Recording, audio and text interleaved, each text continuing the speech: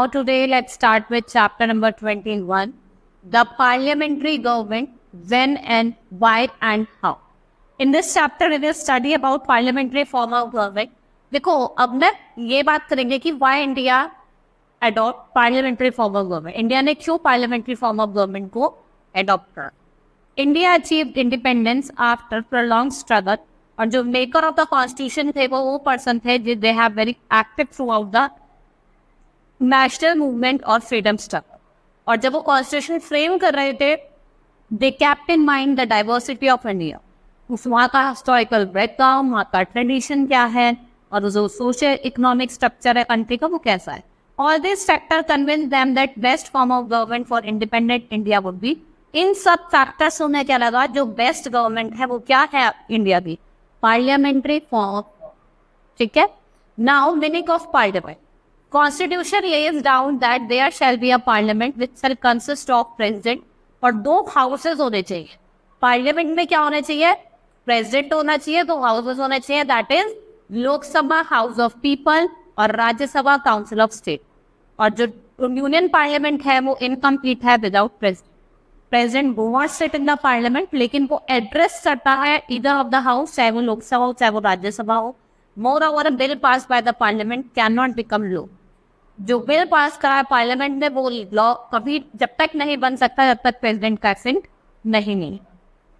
State government की बात करते हैं तो system of government in the states closely resemble that of union.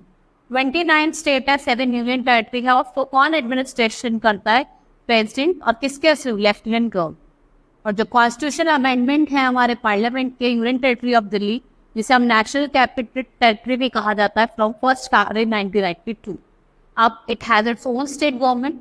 और जो पार्लियामेंट है सबसे इंपॉर्टेंट फीचर क्या है कि ये सोवरन, सोशलिस्ट, सेकुलर, डेमोक्रेटिक और रिपब्लिक कंट्री है.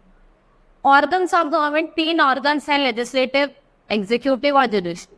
लेजिस्लेटिव का काम है लॉ बनाना, एग्जीक्यूटिव को इन्फोर्स करना और जुडिशरी का काम है हमें न्याय दिलवाना. ठीक है, मतलब हमें क्या करना, न्याय दिलवाना.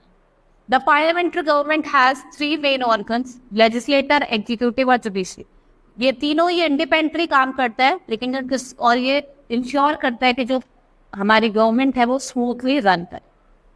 लेजिस्लेटर की बात करते हैं, comprises the president and the parliament. इसमें आपका प्रेसिडेंट और पार्लियामेंट होता है and it's the duty of legislature to make law. और 2 हाउसेज हैं, लोकसभा और राज्यसभा.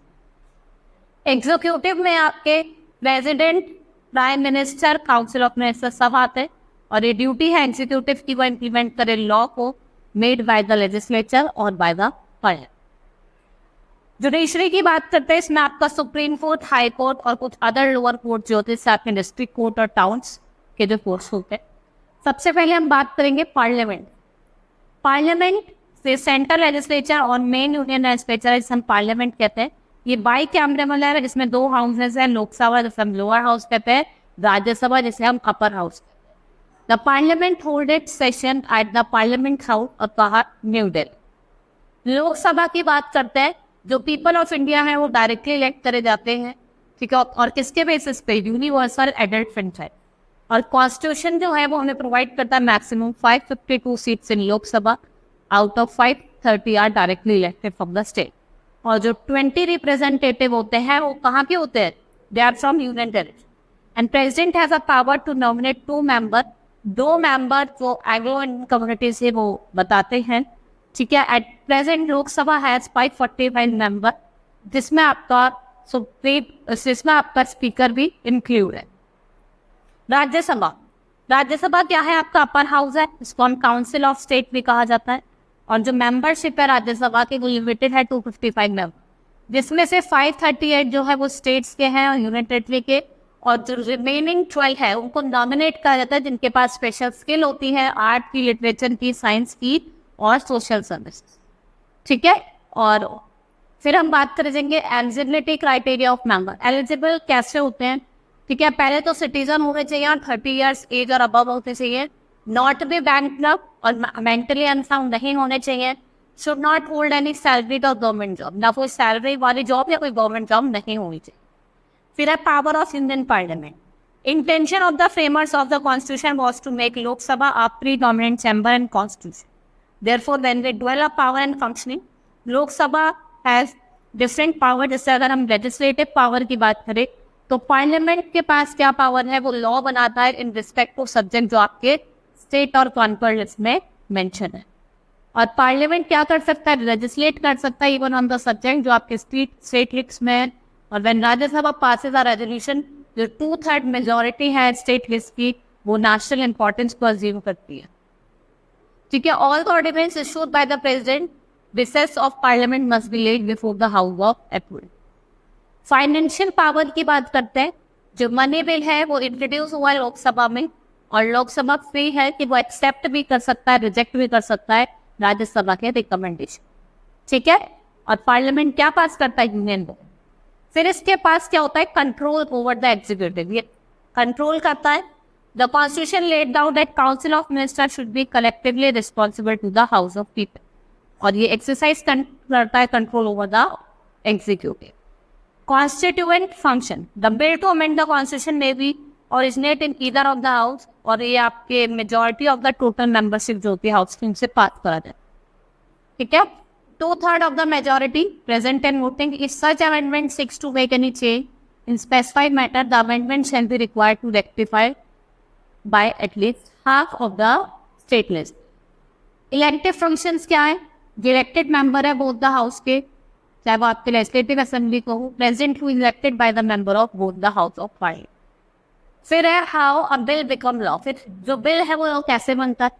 ठीक है. पहले बिल को इंट्रोड्यूस करता है, कमेटी उसको देखती है, कमेटी हियर करती है, फ्लोर एक्शन लिया जाता है, डिफरेंट मैथड्स. लेजिस्लेटिव प्रपोजल वो लाया जाता है before the house in a form of bill.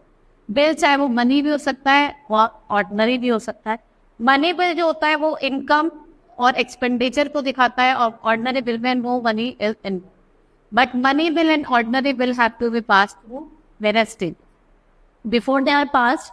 सबसे पहले जो ऑर्डिनरी बिल है वो प्राइवेट मेंबर भी पास कर सकता है. It goes through 3 reading. पहली रीडिंग की बात करते हैं. In the first reading ministers और member in charge of the bill introduce the bill stating its speech. In this bill जो important one, the minister may make a brief speech. तो minister क्या बनाता है, ब्रीफ स्पीच बनाता है. Second reading में आप देखते हैं when the bill is considered, this stage further divided to sub stage. जो पहला स्टेज होता है इसमें आपको कंसिडरेशन और रेफर करा जाता है स्टैंडिंग कमेटी को.